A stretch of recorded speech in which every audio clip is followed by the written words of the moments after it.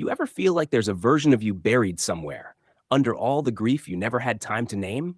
A version that still remembers what it meant to feel safe before the world taught you how to disappear just to stay alive? That version never really left. It lingers in memories, in silence, in the spaces between words you never got to say. If you've ever felt that, this reflection is for you. Because The Book Thief isn't just about war or death or stolen books. It's about the fight to keep your story alive when everything around you is trying to erase it. Welcome to BookJuice, short reflections, deep impact. If you're the kind of person who's had to grow in the middle of survival, who's still moving, still reaching, still becoming, stick around. We make these for the ones on the go who still want to grow. There's a kind of pain that doesn't scream.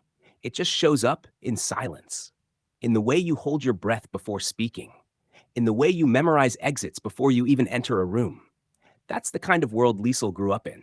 But let's be real. It's the world a lot of us are still surviving. See, grief doesn't always arrive with a warning. Sometimes it walks in dressed like normal life, and you carry it anyway. Through dinner, through school, through conversations that feel like echoes.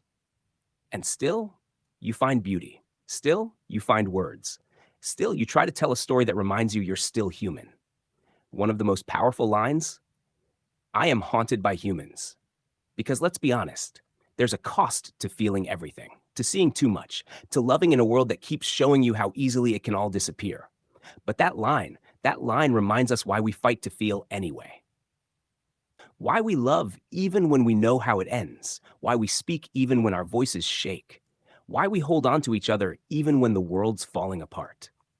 You don't just survive by breathing. You survive by remembering. And yes, we say it out loud because it matters.